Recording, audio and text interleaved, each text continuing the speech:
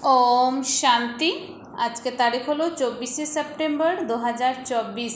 प्रातः मुरली ओम शांति बाप दादा मधुबन। आजकेर मुरलीते बाबा बोलेছেন मिष्टि बाच्चारा তোমরা যতটা সময় বাবার স্মরণে থাকবে ততটা সময় উপার্জন মানে কামাই হতেই থাকবে। স্মরণের দ্বারাই তোমরা বাবার সমীপে আসতে থাকবে। তো বাবা বলেছেন যে মিষ্টি বাচ্চারা তোমরা যতটা সময় বাবার স্মরণে থাকবে ততটা সময় উপার্জন বা কামাই হতেই থাকবে। স্মরণের দ্বারাই তোমরা বাবার সমীপে আসতে থাকবে। প্রশ্ন, যে বাচ্চারা স্মরণে থাকতে পারে না তারা কোন বিষয়ে লজ্জা পায়? উত্তর, তারা নিজেদের চার রাখতে লজ্জা পায়, মনে করে সত্যি কথা লিখলে বাবা কি বলবে। কিন্তু বাচ্চাদের বাবা বলেছেন কিন্তু বাচ্চাদের কল্যাণ এতেই রয়েছে যে তারা যেন সত্যিকারের চার্ট লিখতে থাকে। চার্ট লেখায় অনেক লাভ রয়েছে। বাবা বলেন বাচ্চারা এতে লজ্জা পেও না। তো বাবা বলেছেন যে বাচ্চারা তোমরা চার্ট লিখতে লজ্জা পেও না। ওম শান্তি। আত্মাদের পিতা বসে তার বাচ্চাদের বোঝান, বাচ্চারা এখন তোমরা এখানে 15 মিনিট পূর্বে এসে বাবাকে স্মরণ করতে বসো। এখানে এখন আর অন্য কোনো কাজ নেই, বাবার স্মরণে এসে বসো। ভক্তি মার্গে তো বাবার কোনো পরিচয় পাওয়া যায়নি, এখানে বাবার পরিচয় পেয়েছো। আর বাবা বলেন মামে কম স্মরণ করো, আমি তো সব বাচ্চাদেরই পিতা। বাবাকে স্মরণ করলে বাবার অবিনাশী উত্তরাধিকার স্বাভাবিকভাবেই স্মরণে চলে আসা উচিত। ছোট বাচ্চা তো নও, তাই না?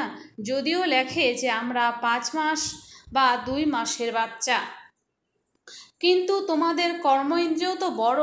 তাই আত্মিক পিতা বোঝান এখানে বাবা আর অবিনাশী উত্তরাধিকারকে স্মরণ করতে বসতে হবে। তোমরা জানো আমরা নর থেকে নারায়ণ হওয়ার পুরুষার্থে তৎপর বা স্বর্গে যাওয়ার জন্য পুরুষার্থ করছি। বাচ্চারা তাই তোমাদের বাবা বলেছেন যে বাচ্চারা তাই তোমাদের নোট করা উচিত আমরা এখানে বসে বসে বাবাকে কতটা স্মরণ করি। চার্ট লিখলে বাবা বুঝে যাবেন। এমনও নয় যে বাবা জানেন না প্রত্যেককে কতটা সময় স্মরণ করতে থাকে, সে তো প্রত্যেকে নিজেদের চার্ট দেখেই বুঝতে পারে। বাবার স্মরণে ছিল না, বুদ্ধি অন্যদিকে চলে গিয়েছিল। এও বুদ্ধিতে রয়েছে যে বাবা যখন আসবেন সেটাও তো বাবারই স্মরণ। কতটা সময় স্মরণ করেছো চার্টে সত্যি কথা লিখবে। মিথ্যা কথা লিখলে তো শতগুণ পাপ চড়বে। বলছে যদি আমরা মিথ্যা কথা লিখি তাহলে শতগুণ কিন্তু পাপ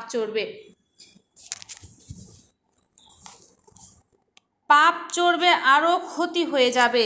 তাই সত্যি কথা লেখো, যত স্মরণ করবে ততই বিকর্ম বিনাশ হবে। আর এও জানো যে আমরা এখন বাবার সমীপে এসে গেছি। শেষে যখন স্মরণ করা সম্পূর্ণ হয়ে যাবে তখন আমরা পুনরায় বাবার কাছে চলে যাব। পুনরায় কেউ শীঘ্র নতুন দুনিয়ায় এসে পার্ট প্লে করবে, আর কেউ ওখানেই মানে শান্তিধামে বসে থাকবে। ওখানে কোনো সংকল্প চলে না, ওটা হলো মুক্তিধাম।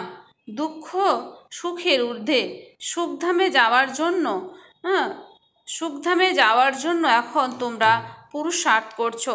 যত তোমরা স্মরণ করবে ততই বিকর্ম বিনাশ হবে। তো যত আমরা বাবাকে স্মরণ করব ততই আমাদের যে বিকর্ম সেগুলো কি হবে, 63 জন্মের বিকর্ম সেগুলো আমাদের বিনাশ হবে।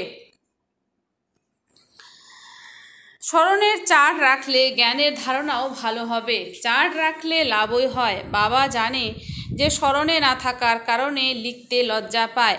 বাবা কি আর করবে, মুরলির মাধ্যমে শুনিয়ে দেবেন। বাবা বলেন এতে লজ্জার কি আছে। মনে মনে প্রত্যেকেই বুঝতে পারে যে আমরা স্মরণ করি কি করি না। কল্যাণকারী বাবা বোঝান যে নোট করলে তোমাদের কল্যাণই হবে।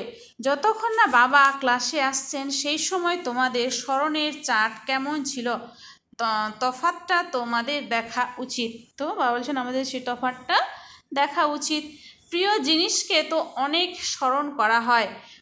কুমারীরা যখন বলছেন কুমারেরা যখন বাগদান পর্ব সমাপ্ত হয়ে যায় তখন তারা স্মরণের মাধ্যমে একে অপরের হৃদয়ে বিরাজ করে। এমনকি একে অপরকে না দেখেও তারা জানে যে তারা বাঘ দত্ত বা বাঘ দত্তা। পরে বিবাহ হওয়ার পর সেই স্মরণ আরও পাকা হয়ে যায়। বাচ্চারা, এখন তোমরা জানো যে শিব বাবা হলেন তো আমাদের অসীম জগতের পিতা। যদিও বাবাকে দেখনি, কিন্তু বুদ্ধির সাহায্যে বুঝতে পারো। যদি সেই পিতা নাম রূপ রহিত হন, তাহলে পূজা কার করো, স্মরণ কেন করো? নাম রূপ রহিত অনন্ত তো কোনো বস্তুই হয় না। অবশ্যই সব বস্তুকে দেখা যায়, তবেই তো তার বর্ণনা করা হয়। আকাশকেও তো দেখো, তাই না? অনন্ত বলতে পারো না। ভক্তি মার্গে ভগবানকে স্মরণ করে হে ভগবান, তাহলে অন্তহীন বলবে কি? না, বলবে না। হে ভগবান বললেই তো তৎক্ষণাৎ তিনি স্মরণে আসেন। তাহলে কোনো বস্তুর অস্তিত্ব রয়েছে? আত্মাকেও জানা যায়, কিন্তু দেখা যায় না। সকল আত্মাদের পিতা একজনই, আর তোমরা তাকে জেনেও গেছো। বাচ্চারা, তোমরা এও জানো যে বাবা এসে আমাদের পড়ানো। পূর্বে একথা তোমাদের জানা ছিল না যে তিনিই পড়ান, তাই কৃষ্ণের নাম বলা হয়েছে। কৃষ্ণকে তো এই স্থূল নয়ন দ্বারা দেখা যায়। তার উদ্দেশ্যে অনন্ত নাম রূপ বহির্ভূত এসব কথা বলা যেতে পারে না। কৃষ্ণ তো কখনো বলে না মামেকম স্মরণ করো, তিনি তো সম্মুখে বিরাজমান, তাকে বাবাও বলা যাবে না। মাতারা তো কৃষ্ণকে, তার মূর্তিকে শিশু মনে করে কোলে বসায়। জন্মাষ্টমীতে ছোট কৃষ্ণকে দোলনায় দোলায়, তাহলে কি সর্বদা ছোটই রয়ে যায়? আবার রাসলীলাও তো করে, তাহলে তো অবশ্যই একটু বড় হয়েছে। যখন আরও বড় হয় তখন বলেছেন যে যখন আরও বড় হয় তখন কি হন, কোথায় যান, কারোর জানা নেই। সর্বদা শরীর ছোটই তো থাকবে না, তাই না? লোকেরা এসব কিছুই খেয়াল করে না। বলছেন লোকেরা এসব কিছু খেয়ালই করে না। বহু পূর্ব হতে এই পূজা অর্চনাদের রীতি রেওয়াজের প্রচলন রয়েছে। কারোর মধ্যে এখন আর জ্ঞান নেই। দেখানো হয় যে কৃষ্ণ কংসপুরীতে জন্মগ্রহণ করেছে। এখানে কংসপুরীর তো কোনো কথাই নেই। এই ব্যাপারে কারো বিচার বুদ্ধি সঠিক দিশায় চলে না। ভক্তরা তো বলে যে কৃষ্ণ সর্বব্যাপী। পুনরায় তাকে স্নানও করানো হয়, ভোজনও করানো হয়। ভোজনও করানো হয়। এখন তিনি তো ভোজন করেন না, মূর্তির সম্মুখে রাখে এবং নিজেরাই খেয়ে নেয়। মূর্তির সম্মুখে ভোগটা রাখে, তারপর তো নিজেরাই খেয়ে নেয়। এও তো ভক্তি মার্গ, তাই না? শ্রীনাথজির সম্মুখে এত ভোগ অর্পণ করা হয়, উনি তো খান না, ভক্তরা নিজেরাই খেয়ে নেয়। দেবী মাতাদের পূজাতেও সেটাই করে, নিজেরাই দেবী মূর্তি তৈরি করে পূজা অর্চনা করে পুনরায় ডুবিয়ে দেয়। গহনাদি সব খুলে নিয়ে ডুবিয়ে দেয়। ওখানে অনেক লোকজন থাকে, যার যা কিছু হাতে আসে সেগুলো নিয়ে নেয়। অধিক পূজা দেবীদেরই হয়। লক্ষ্মী আর দুর্গা দুয়েরই মূর্তি তৈরি করা হয়, কিন্তু বড় মা তো এখানেই রয়েছেন, তাই না? তাকে ব্রহ্মপুত্র বলা হয়। তোমরাই জানো যে তার এই জন্ম আর ভবিষ্যৎ রূপের পূজা হয়। ড্রামা কত ওয়ান্ডারফুল! এই ধরনের কথা শাস্ত্রতে আসে না। এ হলো প্র্যাকটিক্যাল অ্যাক্টিভিটি। বাচ্চারা, এখন তোমাদের জ্ঞান রয়েছে। তোমরা জানো যে সর্বাপেক্ষা অধিক চিত্র যা বানানো হয়েছে তা হলো আত্মাদের। যখন রুদ্র যজ্ঞ রচনা করা হয় তখন লক্ষ লক্ষ শালগ্রামও তৈরি করা হয়। দেবী মাতাদের চিত্র কখনো লক্ষ লক্ষ তৈরি করা হয় না। যদিও সেখানে অনেক ভক্তরা থাকে, তারা অনেক দেবী মূর্তিও বানায়, আর ওরাই আবার সেই একই সময়ে লক্ষ লক্ষ শালগ্রামও তৈরি করে। যদিও তাদের কোনো ফিক্সড দিন থাকে না, কোনো শুভ মুহূর্ত ইত্যাদি থাকে না। যেমন দেবীদের পূজার জন্য নির্দিষ্ট দিন ধার্য করা থাকে, তখনই হয়।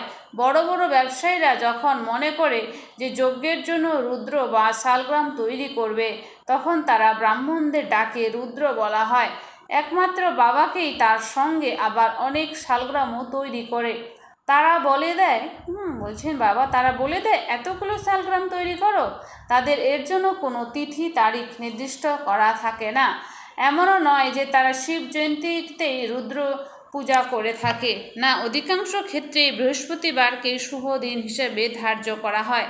দীপাবলিতে একটি থালার উপর লক্ষ্মীর চিত্র সাজিয়ে পূজা করে পুনরায় রেখে দেয়। উনি হলেন মহালক্ষ্মী যুগল মূর্তি। মানুষ এইসব কথা জানে না। লক্ষ্মীর কাছে টাকা পয়সা কোথা থেকে আসবে? যুগলকে তো চাই, তাই না? তাই তারা হলেন যুগল লক্ষ্মী নারায়ণ পুনরায় নাম মহালক্ষ্মী রেখে দেয়। কখন দেবীদের তো বলছেন যে কখন দেবীদের আবির্ভাব হয়েছিল, কোন সময়ের মহালক্ষ্মী ছিলেন, এই সমস্ত কথা মানুষ জানে না। এখন এ কথা তোমাদের বাবা বসে বোঝান। তোমাদের মধ্যেও সকলের ধারণা একরকম থাকে না। বাবা এত কিছু বুঝিয়ে পুনরায় বলেন, শিব বাবা স্মরণে রয়েছে তো, উত্তরাধিকার স্মরণে রয়েছে তো, মুখ্য কথাই হলো এটা। মুখ্য কথাই হলো এটা। ভক্তিমার্গে কত টাকা পয়সা নষ্ট করে, এখানে তোমাদের পাই পয়সাও নষ্ট হয় না। তোমরা সলভেন্ট হওয়ার জন্য সার্ভিস করো। ভক্তি মার্গে তোমরা অনেক পয়সা খরচ করো, ভিখারি হয়ে যাও, সব কিছু মাটিতে মিশে যায়। কত পার্থক্য!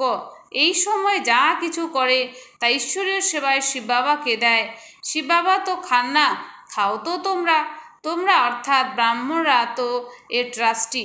ব্রহ্মাকে তো দাও না, তোমরা শিব বাবাকে দাও। কেউ কেউ বলে, বাবা তোমার জন্য ধুতি পাঞ্জাবি কুর্তা নিয়ে এসেছি। বাবা বলেন, এনাকে ব্রহ্মাকে দিলে তোমাদের কিছু জমা হবে না।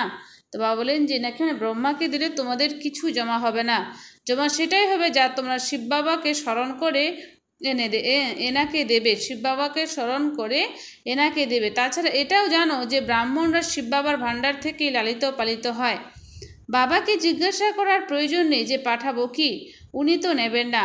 যদি ব্রহ্মাকে স্মরণ করো তবে তোমাদের প্রাপ্তি, যদি তোমরা ব্রহ্মাকে স্মরণ করো তবে তোমাদের প্রাপ্তি জমাই হবে না।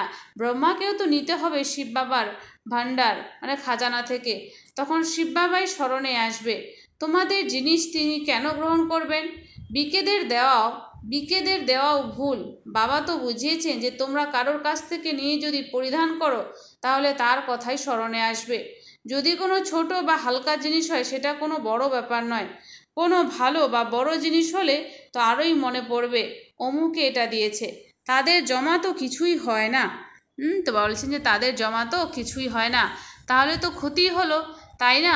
শিব বাবা বলেন, মামেকম স্মরণ করো, আমার বস্ত্রাদির কোনো প্রয়োজন নেই। বস্ত্রাদি বাচ্চাদের চায়, তারা শিব বাবার ভাণ্ডার থেকে পড়বে। আমার তো নিজের শরীর নেই, ইনি ব্রহ্মা তো শিব বাবার ভাণ্ডার থেকে নেওয়ার অধিকারী, রাজত্বের অধিকারী। বাবার ঘরেই তো বাচ্চারা খাওয়া দাওয়া করে, তাই না? তোমরাও সার্ভিস করো আর জমা করতে থাকো। যত বেশি সার্ভিস করবে তত বেশি উপার্জন হবে। তোমরা শিব বাবার ভাণ্ডার থেকেই খাও, পান করো। ওনাকে যদি না দাও তাহলে তো জমাই হবে না। শিব বাবাকেই দিতে হবে। বাবা তোমার থেকে আমরা ভবিষ্যতে 21 জন্মের জন্য পদ্মাপদমপতি হব। টাকা পয়সা তো শেষ হয়ে যাবে, তাই সমর্থককে আমরা দিয়ে দিই। বাবাই তো সর্বশক্তিমান, তাই না? তিনি 21 জন্মের জন্য সব কিছু দিয়ে দেন। ইনডাইরেক্টলি যারা দেয় তারাও তো ঈশ্বরের উদ্দেশ্যে দান করে, তাই না? ইনডাইরেক্ট দানে এতটা শক্তি থাকে না। এখন তোমরা অনেক শক্তি অর্জন করো, কারণ তিনি সম্মুখে রয়েছেন। ওয়ার্ল্ড অলমাইটি অথরিটি তো এই সময় এখানে থাকেন। ঈশ্বরের উদ্দেশ্যে কিছু দান পূর্ণ করলে অল্পকালের জন্য কিছু প্রাপ্ত হয়। এখানে তো বাবা তোমাদের বোঝান, আমি সম্মুখে রয়েছি, আমি দাতা। ইনি তো শিব বাবাকে সব কিছু দান করে দিয়ে সমগ্র বিশ্বের রাজত্ব বাদশাহী নিয়ে নিয়েছেন, তাই না? এও জানো যে এই ব্যক্তিরই সাকার ব্রহ্মা অব্যক্ত রূপের সাক্ষাৎকার হয়। এনার মধ্যেই শিব বাবা এসে বাচ্চাদের সঙ্গে কথা বলেন। কখনো এ কথা মনে আনা উচিত নয় যে আমরা মানুষজনের থেকে নেব। বলো শিব বাবার ভাণ্ডারায় পাঠিয়ে দাও। এনার উদ্দেশ্যে দান করলে তো কিছুই পাওয়া যাবে না, আরও ক্ষতি হয়ে যাবে। যদি গরিব হয় তাহলে 3-4 টাকার কোনো জিনিস দেবে। এর থেকে তো শিব বাবার ভাণ্ডারায় দান করলে পদম গুণ হয়ে যাবে। নিজেকে ক্ষয়ক্ষতির দিকে নিয়ে যাবে কি? না, যাবে না। পূজা সাধারণত দেবীদেরই হয়ে থাকে, কারণ তোমরা দেবীরাই বিশেষভাবে নিমিত্ত হও জ্ঞান প্রদানের জন্য। যদিও গোপেরাও ভাইরা জানে, কিন্তু সাধারণত মাতারাই ব্রাহ্মণী হয়ে পদ বলে দেয়, তাই দেবীদের নামের মহিমা অধিক, দেবীদের পূজার প্রচলন বেশি। বাচ্চারা, এও তোমরাই জানো যে অর্ধকল্প আমরা পূজ্য ছিলাম। প্রথমে ফুল পূজ্য, তারপর সেমি পূজ্য, কারণ 2 কলা কম হয়ে যায়। রামের ডিনাইস্টি বলা হবে তাকে। ওরা তো লক্ষ লক্ষ বছরের কথা বলে, তাই তার কোনো হিসেবই হতে পারে না। ভক্তিমার্গে চলা মানুষের বুদ্ধিতে আর তোমাদের বুদ্ধিতে কত রাত দিনের পার্থক্য। তোমরা হলে ঈশ্বরীয় বুদ্ধি সম্পন্ন, ওরা হলো রাবণ বুদ্ধি সম্পন্ন। তোমাদের বুদ্ধিতে রয়েছে যে এই সমগ্র চক্রই 5000 বছরে যা আবর্তিত হতেই থাকে। যারা রাতে ভক্তিতে রয়েছে তারা বলে লক্ষ লক্ষ বছর, আর যারা দিনে জ্ঞানে রয়েছে তারা বলে 5000 বছর। ভক্তিমার্গে অর্ধকল্প তোমরা অসত্য কথা শুনেছ, সত্যযুগে এমন কথা হয়ই না। ওখানে তো অবিনাশী উত্তরাধিকার প্রাপ্ত হয়। এখন তোমরা ডাইরেক্ট মত পাও। এ হলো শ্রীমদ্ ভগবদ্ গীতা, তাই না? আর কোনো শাস্ত্রে শ্রীমদ্ শব্দটি ব্যবহৃত হয় না। প্রতি 5000 বছর পর এই পুরুষোত্তম সঙ্গম যুগ, গীতার যুগ আসে। লক্ষ লক্ষ বছরের কথা তো হতে পারে না। যখনই কেউ আসবে তাকে সঙ্গমে নিয়ে যাও। অসীম জগতের পিতা রচয়িতা অর্থাৎ নিজের এবং তার রচনার সমগ্র পরিচয় জ্ঞান দিয়েছেন বাবা। তাও বলেন যে আচ্ছা, বাবাকে স্মরণ করো, আর কোনো ধারণা না করতে পারলে শুধু নিজেকে আত্মা নিশ্চয় করে বাবাকে স্মরণ করো। পবিত্র তো হতেই হবে। বাবার কাছ থেকে অবিনাশী উত্তরাধিকার প্রাপ্ত করতে হলে দৈবী গুণ ধারণ করতে হবে। আর বাবার কাছে অবিনাশী উত্তরাধিকার প্রাপ্ত করতে হলে আমাদের দৈবী গুণ ধারণ করতে হবে। আচ্ছা, মিষ্টি মিষ্টি হারানিধি বাচ্চাদের প্রতি মাতা পিতা বাপদাদার স্মরণীয় স্নেহ সুমন আর সুপ্রভাত। আত্মাদের পিতা তার আত্মারূপী বাচ্চাদের জানাচ্ছে নমস্কার, আর সমস্ত আত্মারূপী বাচ্চারা জানায় মাতা পিতা বাপদাদাকে স্নেহ সুমন আর নমস্কার। ধারণার জন্য মুখ্য সার: 1 নম্বর, 21 জন্মের জন্য পদম গুণ উপার্জন করতে হলে ডাইরেক্ট ঈশ্বরীয় সেবায় সব কিছু সফল করতে হবে। 21 জন্মের জন্য পদম গুণ উপার্জন করতে হলে ডাইরেক্ট ঈশ্বরীয় সেবায় সব কিছু সফল করতে হবে আর ট্রাস্টি হয়ে বাবার জন্য সেবা করতে হবে। 2 নম্বর, যতটা সময়ের জন্য স্মরণ করতে বসো ততটা সময়ে বুদ্ধি কোথায় কোথায় গেছে তা চেক করতে হবে। যতটা সময়ের জন্য বাবাকে স্মরণ করতে বসেছি ততটা সময় বুদ্ধি কোথায় কোথায় গেছে তা চেক করতে হবে। সততার সাথে নিজের পোতামেল চার্ট রাখতে হবে। নর থেকে নারায়ণ হওয়ার জন্য বাবা আর তার অবিনাশী উত্তরাধিকারকে স্মরণে রাখতে হবে। নর থেকে নারায়ণ হওয়ার জন্য বাবা তার অবিনাশী উত্তরাধিকারকে স্মরণে রাখতে হবে। বরদান: বিস্মৃতির দুনিয়া থেকে বেরিয়ে স্মৃতি স্বরূপ থেকে হিরোর পার্ট প্লে করা বিশেষ আত্মা ভব। বিস্মৃতির দুনিয়া থেকে বেরিয়ে স্মৃতি স্বরূপ থেকে হিরোর পার্ট প্লে করা বিশেষ আত্মা ভব। স্পষ্টীকরণ: এই সঙ্গম যুগ হলো স্মৃতির যুগ। বলছে এই সঙ্গম যুগ হলো স্মৃতির যুগ, আর কলিযুগ হলো বিস্মৃতির যুগ। তোমরা সবাই বিস্মৃতির দুনিয়া থেকে বেরিয়ে এসেছো। যে স্মৃতির স্বরূপ থাকে সেই হলো হিরোর পার্ট প্লে করা বিশেষ আত্মা। এই সময় তোমরা হলে ডবল হিরো। এক হলো হীরের সমান ভ্যালুয়েবল হয়েছ, আর দ্বিতীয় হলো হিরো পার্ট। তো মনের মধ্যে এই গান সদাই যেন বাজতে থাকে, মনের মধ্যে সদাই যেন এই গান যেন বাজতে থাকে যে আমার শ্রেষ্ঠ ভাগ্য, যেরকম লৌকিক অকুপেশন স্মরণে থাকে সেরকম এই অবিনাশী অকুপেশন আমি হলাম শ্রেষ্ঠ আত্মা স্মরণে থাকলে তখন বলা হবে বিশেষ আত্মা। আমি হলাম শ্রেষ্ঠ আত্মা স্মরণে যদি থাকে তাহলে এখন বলা হবে যে আমরা হচ্ছে একটা বিশেষ আত্মা। স্লোগান: সাহসের প্রথম কদম এগিয়ে দাও, তাহলে বাবার সম্পূর্ণ সহায়তা প্রাপ্ত করবে। সাহসের প্রথম কদম এগিয়ে দাও, তাহলে বাবার সম্পূর্ণ সহায়তা প্রাপ্ত করবে। আচ্ছা, ওম শান্তি। ধন্যবাদ বাবা আজকের এই সুন্দর মিষ্টি মুরলির জন্য।